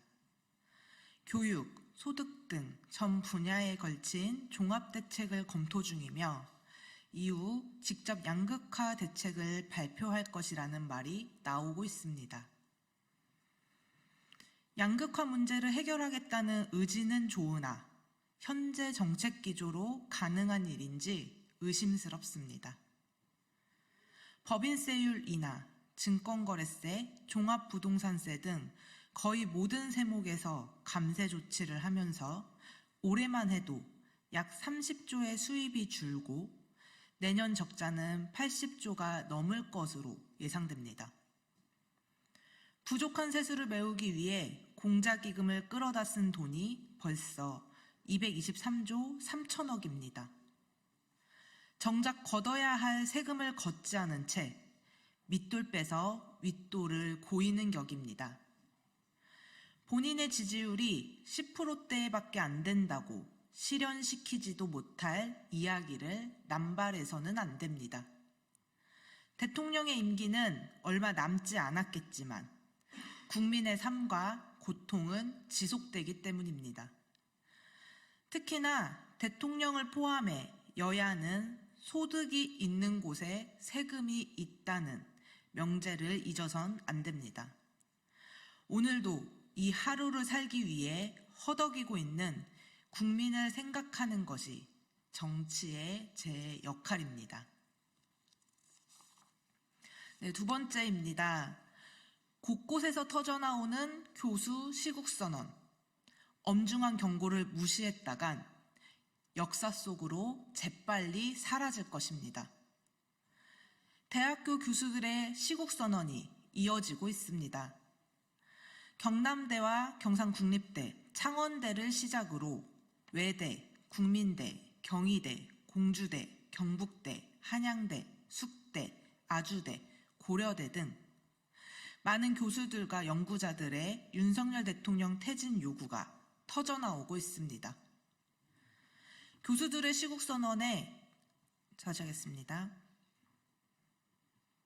교수들의 시국선언에 대해 지지율이 낮아지니 의뢰하는 행동이라 생각하며 가볍게 여겼다간 큰 코 다칠 것입니다. 박근혜 대통령이 탄핵을 당하기 전에도 대학가 교수들의 시국선언이 이어졌고 국정의 손때라는 무서운 경고를 했습니다. 그런데 이젠 그 박근혜 정부보다 심각한 국정농단이라며 김건희 특검 수용과 검찰 개혁 등을 요구하고 있습니다.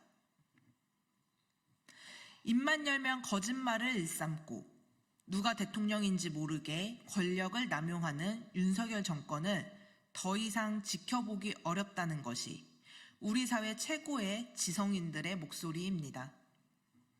과거에도 민주주의를 훼손했던 정권을 향한 교수들의 시국선언은 사회적 경고를 넘어 국가 권력을 견제해 왔습니다.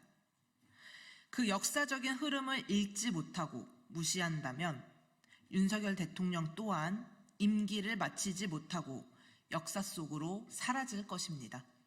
이상입니다.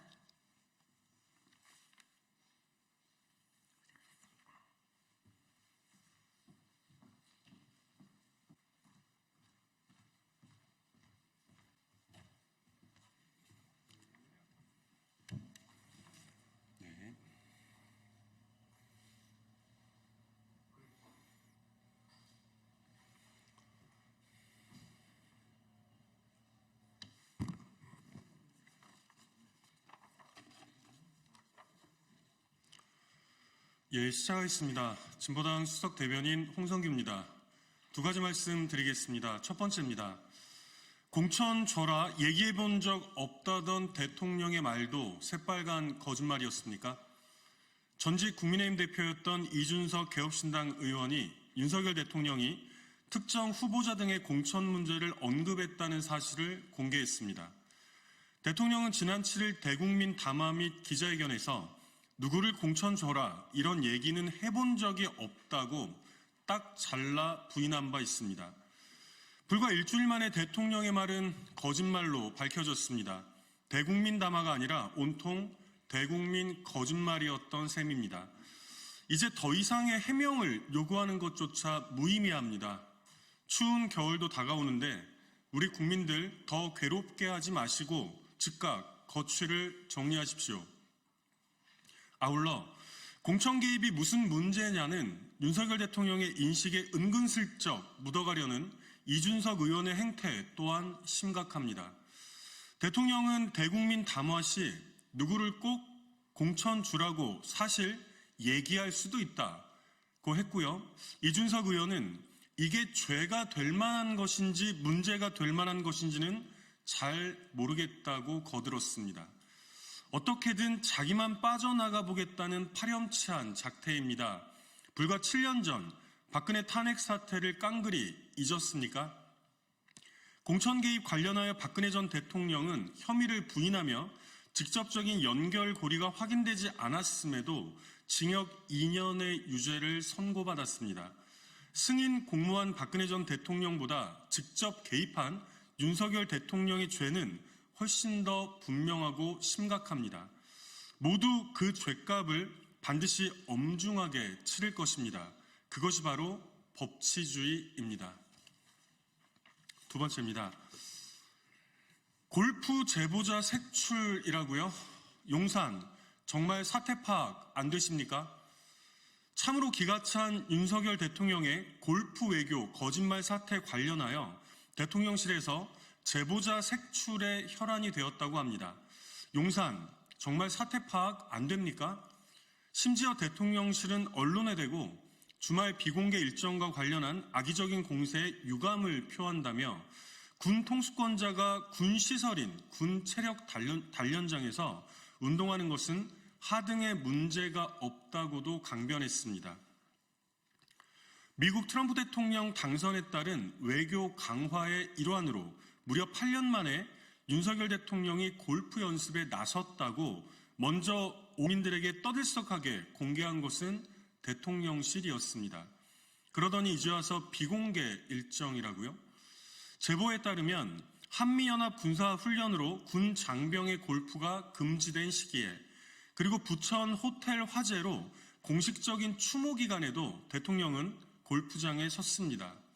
군 통수권자인 대통령이 군 골프 금지 기간에 버젓이 골프채를 휘두른 것이 정말로 하등의 문제가 없다고 우겨보겠다는 것입니까? 가장 심각한 문제는 대국민 거짓말입니다. 슬그머니 골프 치다가 들켜놓고 외교를 위한 8년 만의 골프 연습이라고 천연덕스럽게 새빨간 거짓말을 늘어놓고서는 왜 이에 대해서는 한마디도 못하고 난데없는 제보자 색출 소동입니까? 국민의힘 윤리규칙 제22조 제2항에서는 사행행위, 유흥, 골프 등의 제한 규정을 두고 있습니다. 이에 따라 홍준표 대구시장 등도 징계를 받은 바 있습니다. 윤석열 대통령도 당연히 국민의힘 당원이며 그것도 1호 당원이라고 일컬어 왔습니다. 한동훈 대표, 징계 절차 밟으시죠? 이상입니다.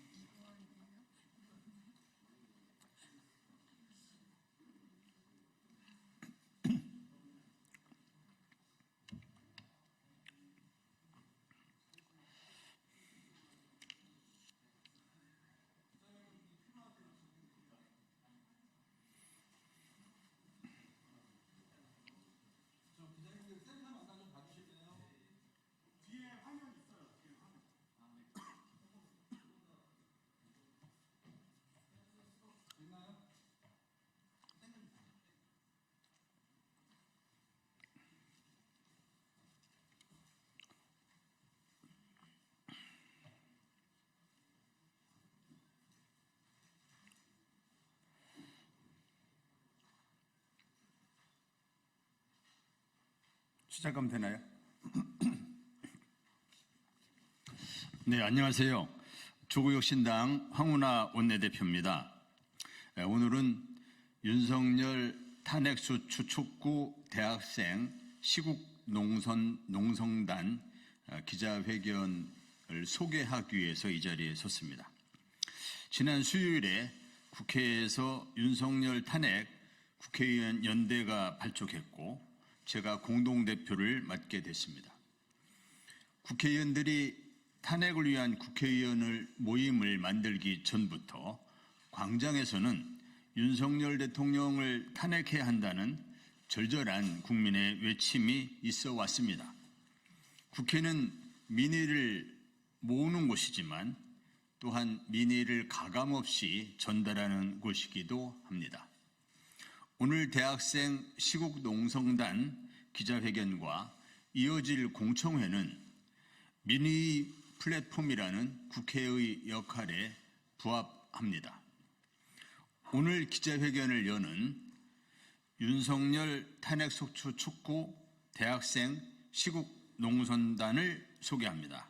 시국농성단은 9월 21일부터 오늘까지 56일 동안 국회 앞에서 농성을 이어오고 있습니다. 학내에서 또 국회 앞에서 윤석열 대통령 탄핵운동을 벌이고 있는 대학생 단체의 목소리에 올리는 여러분들의 관심을 부탁드립니다. 오늘 오신 분들 소개는 농성단에서 직접 하겠습니다. 감사합니다.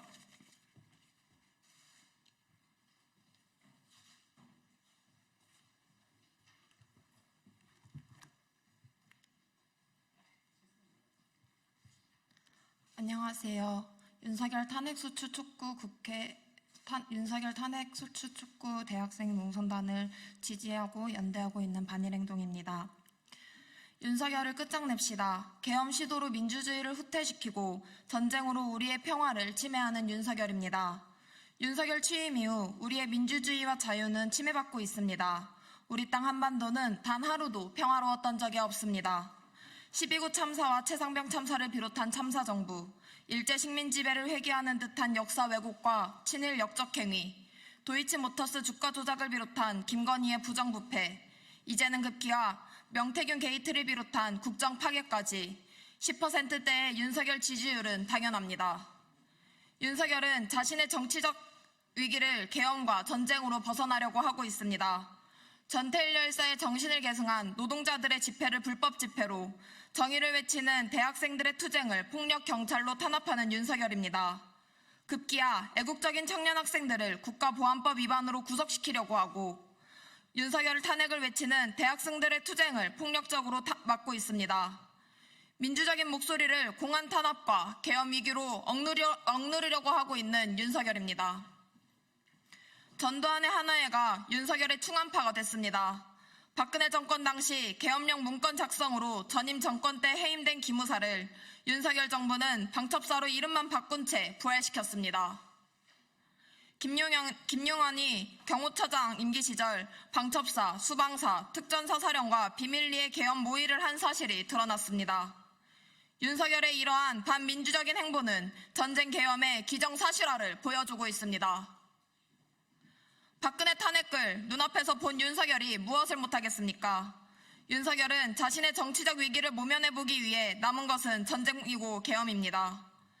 취임 전 대통령 후보자 시절부터 북선제 타격을 운운하며 한반도 전면전을 예고한 윤석열은 집권 2년 반 동안 한반도 전쟁 위기를 고조시켰습니다. 작년 8월 한미일 캠프 데이비드 선언을 통해서 나토식 핵 공유, 한미일 전쟁 동맹을 강화시키려고 했으며 북에 무인기와 삐라를 보내며 침략 전쟁을 시도하려고 했습니다. 한 달 전 군 출신 국민의힘 의원 한기호는 국가안보실장 신원식에게 우크라이나와 협조해 북한군을 공격해서 심리전으로 써먹자며 반북 호전 책동을 노골적으로 내비쳤습니다. 하루가 멀다 하고 전쟁 위기 속에서 우리는 불안에 떨고 있습니다. 평화도 민주주의도 발전시킨 것은 우리입니다. 역사를 빛내인 우리의 힘은 강합니다. 이승만을 하야시켰던 것도 우리였고 박정희, 전두환, 노태우의 군부 독재를 종식시킨 것도 우리였습니다. 2016년 박근혜를 끝장낸 힘도 우리의 촛불이었습니다. 부정부패, 친일 역적, 국정파괴 윤석열을 끝장내는 데 함께합시다. 우리의 촛불이 역사적인 횃불이 될 것입니다. 우리의 힘으로 윤석열을 하루빨리 심판합시다.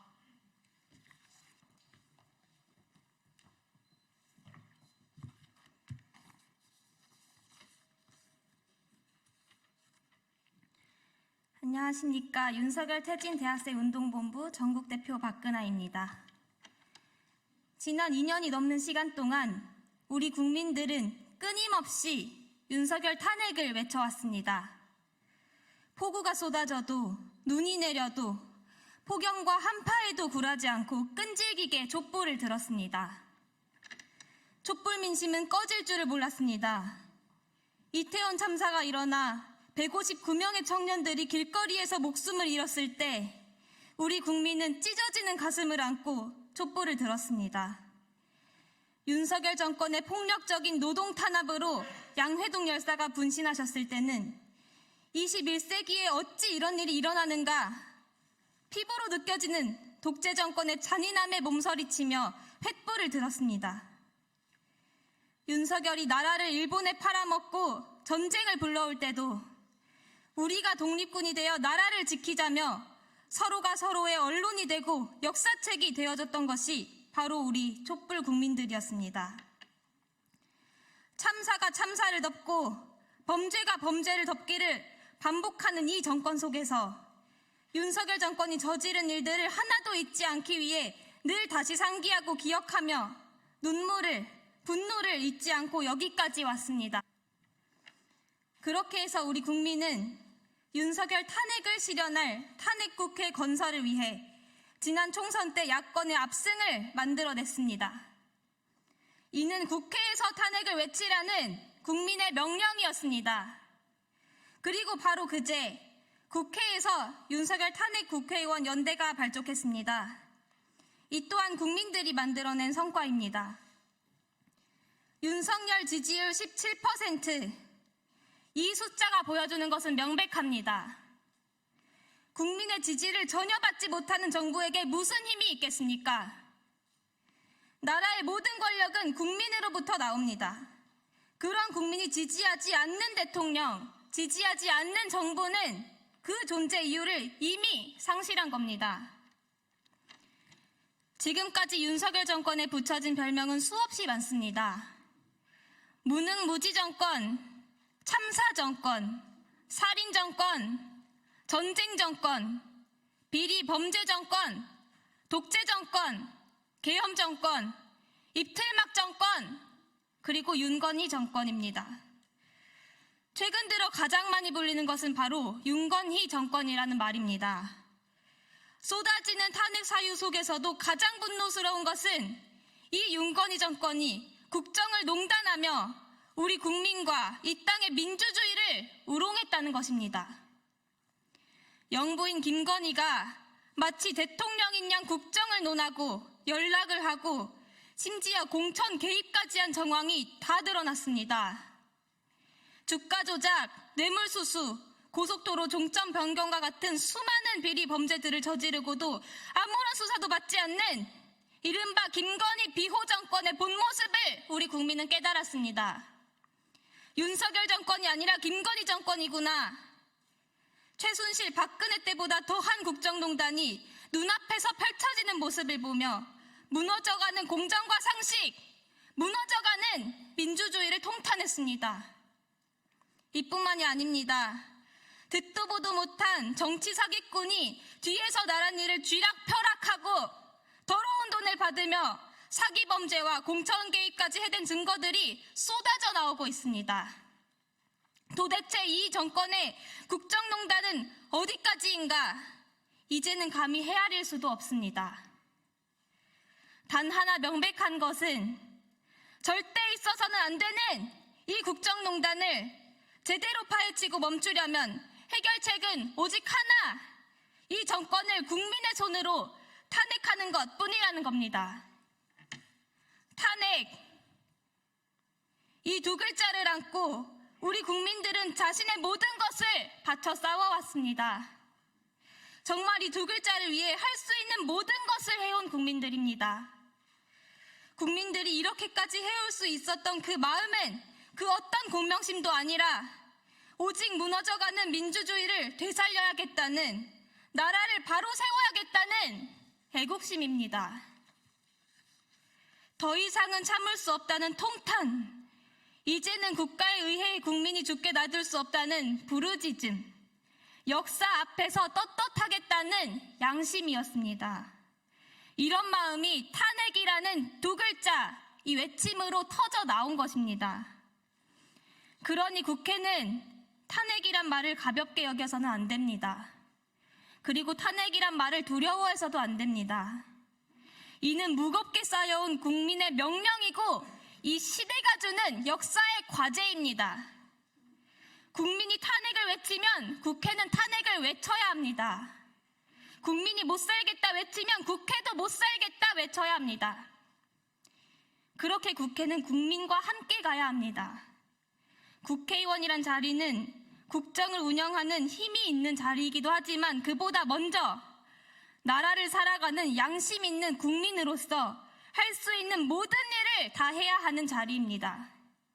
그 누구보다 양심적이어야 하는 자리입니다. 한 점 부끄러움이 없어야 하는 자리입니다.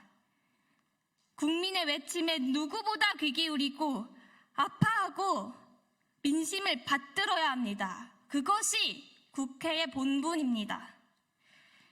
민심은 이미 윤석열을 탄핵했습니다. 전국에서 윤석열 탄핵의 촛불이 더욱 거세게 타오르고 있습니다. 탄핵을 향한 범국민 항쟁입니다.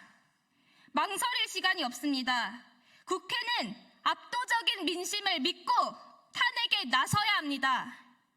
윤석열 탄핵의 날까지 저희 대학생들도 촛불의 힘으로 끝까지 싸울 것입니다. 감사합니다.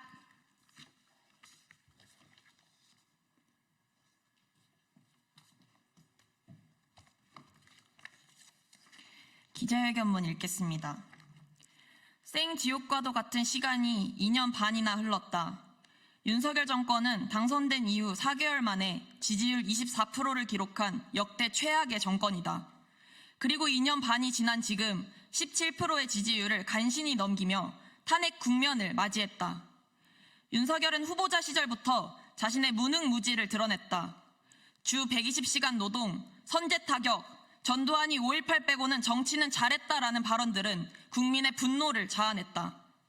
아니나 다를까 당선 이후 국정을 운영하는 모습은 악랄하고 파렴치하며 공정과 상식이라곤 눈 씻고 찾아볼 수 없는 작태들을 보여줬다. 이태원 참사가 벌어지자 사건을 은폐하고 날조하여 유가족들에게 2차 가해를 하는데 서슴지 않았고, 최혜병 순직 사건이 벌어지자 수사에 개입하여 사건을 조작한 정황까지 밝혀졌다. 이는 헌법 제34조 6항에 의한 국가의 재해 예방 의무를 위반한 것으로 국민의 생명과 안전을 내팽개친 직무유기이자 명백한 탄핵 사유다. 그뿐만 아니라 윤석열 정권은 전쟁에 미쳐있다. 지속적인 대북전단 살포 방조와 헌법재판소를 통한 동조로 남북 간 갈등의 골은 깊어졌다. 그리고 지난 10월 초 평양에 보내진 무인기 전단 살포로 인해 한반도는 그야말로 풍전등화의 상황에 이르게 되었다. 이는 대통령은 조국의 평화적 통일을 위한 성실한 의무를 진다는 헌법 제66조 3항을 위반한 것으로, 이 또한 국민의 생명과 안전을 전쟁으로 위협한 탄핵 사유이다. 현재 국민들은 높아져가는 물가, 택도 없는 최저임금 인상률에 치이며 생지옥 속에서 살아가고 있다. 그러나 윤건희 정권은 각종 비리를 벌이며 자신들의 막대한 이득을 위해 고속도로 종점을 변경하는 말도 안 되는 짓을 벌이는가 하면 혈세로 관저에 필요 없는 사우나와 드레스룸을 증축하는 짓을 벌였다. 이렇듯 직무를 유기하고 헌법을 위배하며 민주를 파괴하고 민생을 파탄내는 윤건희 비리 독재 정권을 하루빨리 탄핵하자는 게 바로 국민의 명령이다. 유권자인 국민의 투표로 선출된 국회의원은 국민의 명령을 받들어야 할 의무를 진다. 특히 이번 22대 총선의 결과는 윤석열 정권을 탄핵하라는 국민의 강력한 명령이 반영된 것이었다. 즉 22대 국회는 탄핵 국회인 것이다. 때문에 143만 명의 국민이 윤석열 대통령 탄핵소추 즉각 발의를 요구하는 국회 국민 동의 청원에 나선 것이다. 국회는 이러한 국민의 뜻과 명령을 응당 받들어 즉각 탄핵 절차에 돌입해야 한다. 지난 11월 13일 43명의 야 5당 의원들이 탄핵의원연대를 결성했다. 국민의 뜻을 관철하려는 탄핵준비의원연대를 열렬히 환영한다. 정권 대위기 상황을 전쟁과 계엄으로 돌파 시도하려는 윤건희 정권을 하루라도 빨리 탄핵하기 위해 국회가 움직이는 것 국민이 바라던 바다. 이제 탄핵의 때는 머지않았다. 우리 농성단의 56일간의 투쟁으로 알게 된 민심은 여지없이 탄핵이었다. 내일 시청역 7번 출구 앞 오후 3시에 전국 집중 탄핵 촛불이 열린다. 100만, 200만 촛불을 지피고 우리 모두 힘을 합치어 윤건희 정권을 탄핵하자. 그리고 국민들이 주인된 참된 세상을 만들어 나가자. 전쟁과 계엄 시도하려는 윤석열을 끝장내자. 국정농단 비리 정권, 윤건희 정권을 즉각 탄핵하라. 민심은 탄핵이다. 국회는 지금 당장 윤석열 탄핵 절차에 돌입하라. 2024년 11월 15일 금요일 윤석열 탄핵소추 촉구 대학생 시국 농성단.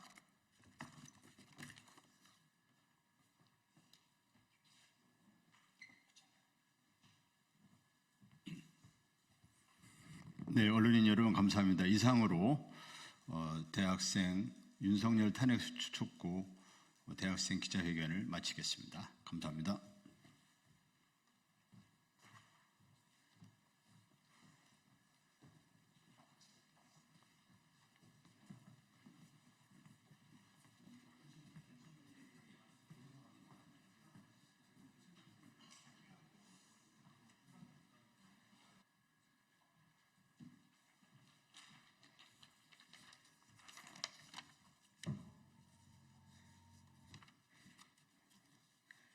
안녕하십니까. 국민의힘 김연주 대변인입니다.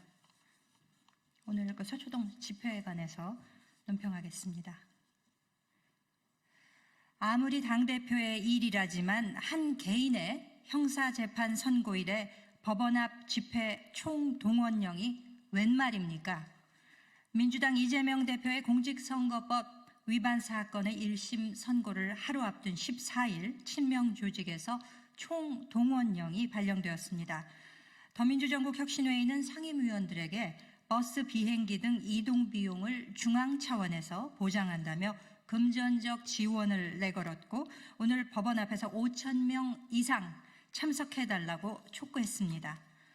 더민주전국혁신회의가 현재 민주당 현역 의원 수십 명을 포함해 회비 납부 회원이 2,000명 수준임을 감안한다면 참석을 독려한 5,000명은 일반 국민이 합세해야만 가능한 규모입니다. 다시 말해 일반인들에게까지 비용을 지급하겠다는 것으로 이 경우 정치자금법 위반 소지가 다분합니다. 더욱이 집회가 이 대표의 무죄 탄원 목적이라면 정치 집회에 해당할 것이며 만약 이런 성격의 집회에 비용을 지급하게 되면 불법 기부 행위가 될 수 있습니다. 정치자금법 31조 기부의 제한 1항에 국내외의 법인 또는 단체는 정치자금을 기부할 수 없다고 규정하고 있는데 이 조항을 위반하는 것입니다. 아울러 집회 참석 일반 국민에게 수당을 지원하거나 정치자금 불법 기부를 하는 경우 더민주전국혁신회의 회칙 위반 소지도 있고 이 경우 업무상 배임죄에도 해당할 수 있습니다. 무엇보다 당 대표의 선고에 당 지도부가 법원 앞에 총집결하고 대규모 집회를 여는 모습에 우리 국민은 자괴감마저 듭니다. 거대 의석의 제1당을 마치 사조직처럼 부려가며 대표를 위한 사법부 압박에 이처럼 동원돼도 되는지 의구심을 제기하고 있습니다. 법원은 그 어떤 상황에서도 오직 법리에 따라 판단해야 합니다. 그것만이 사법 정의가 죽지 않았음을 증명하는 길입니다. 이상입니다.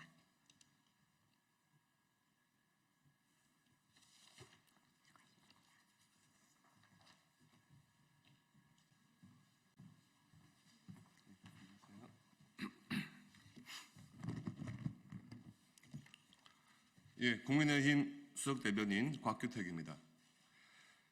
죄 지은 자가 벌 받는 것, 지극히 당연한 진리이자 정의입니다. 민주당 이재명 대표가 결국 법의 심판을 받았습니다.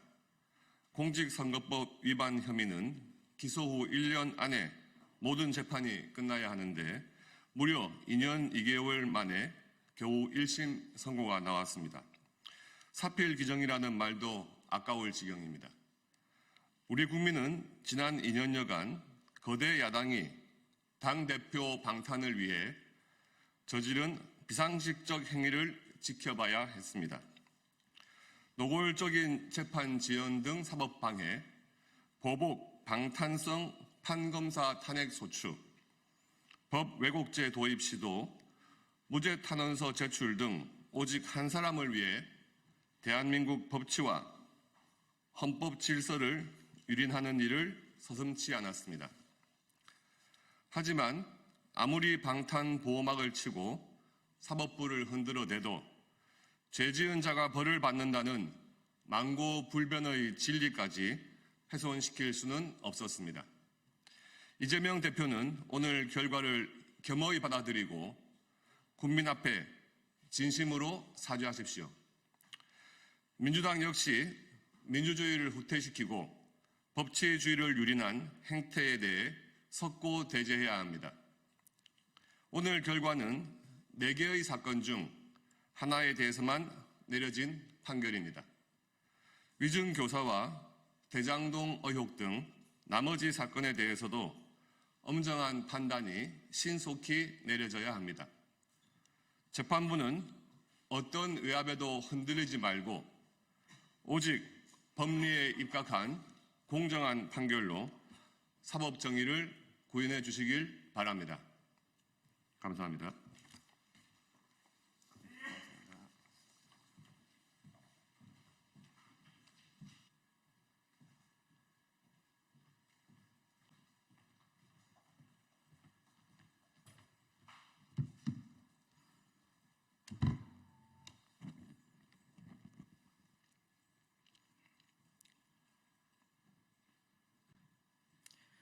안녕하십니까.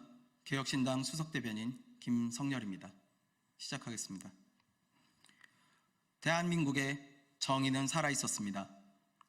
이재명 더불어민주당 대표가 공직선거법 1심 재판에서 징역 1년에 집행유예 2년을 선고받았습니다. 온갖 압력과 사법 방해를 뚫고 소신 있는 판결을 내려주신 대한민국 사법부에 경의를 표합니다. 이번 판결은 사법부의 독립성을 확인시켜 준 것임과 동시에 대한민국에 아직 정의가 살아있다는 것을 증명하였습니다. 세간의 예상보다 다소 무거운 형량이긴 하지만 당선을 목적으로 한 허위사실 공표는 민주주의의 근간을 위협하는 심각한 범죄이고 또한 이재명 대표는 동종 범죄에 대한 전력이 있었던 만큼 사법부의 판단을 존중합니다. 이제 이재명 대표와 민주당은 국민 앞에 사죄하고 법원의 판단을 겸허히 받아들여야만 할 것입니다.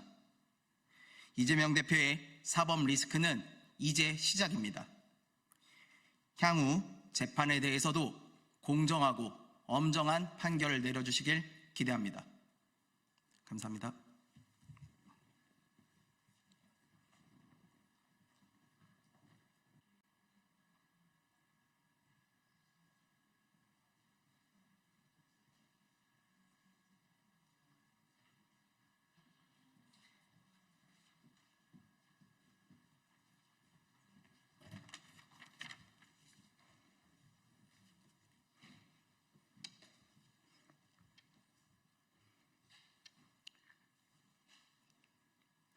정치를 새롭게, 복지를 강하게 사회민주당 대변인 임명희입니다.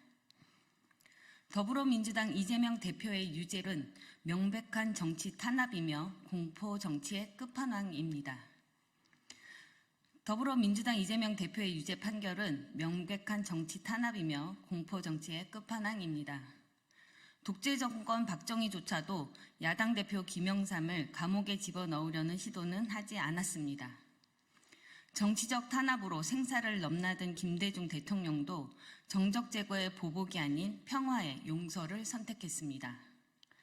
검찰의 무리한 수사와 기소, 편파적 사법 권력 남용, 2년 2개월 동안 검찰이 펼친 수사 탄압을 지켜본 국민들은 이번 재판 결과에 대해 냉철하게 판단할 것입니다. 우리 국민은 윤석열 정권을 심판하려는 민심을 바꾸려는 어떠한 시도도 용납하지 않을 것입니다. 예견된 판결이었지만 생각보다 심각한 사법부의 1심 판결로 민주정치의 복원을 위해 검찰 개혁과 사법 민주화가 더욱 절실함을 확인했을 뿐입니다. 윤석열 대통령과 국민의힘이 바라는 전국 변화는 없습니다. 흔들림 없이 단단하게 나아갑시다. 감사합니다.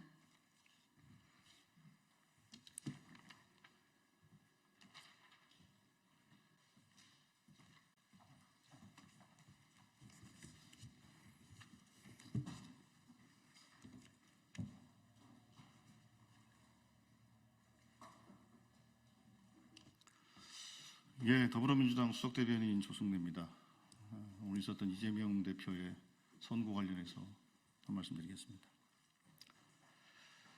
윤석열 정권의 정적 죽이기에 화답한 정치 판결에 깊은 유감을 표합니다. 오늘 1심 판결은 명백한 정치 판결입니다. 검찰이 시작한 윤석열 정권의 대선 후보 죽이기 정적 말살 시도에 판결로 화답한 것입니다. 검사는 이재명 대표가 하지도 않은 말을 만들고 조작, 왜곡해서 기소했는데 그것을 무비판적으로 판결했으니 제대로 된 판결일 수가 없는 것입니다. 더불어민주당은 이어질 항소심에서 국민과 함께 진실을 밝히고 사법 정의를 바로 세워 나가겠습니다. 예, 이상입니다.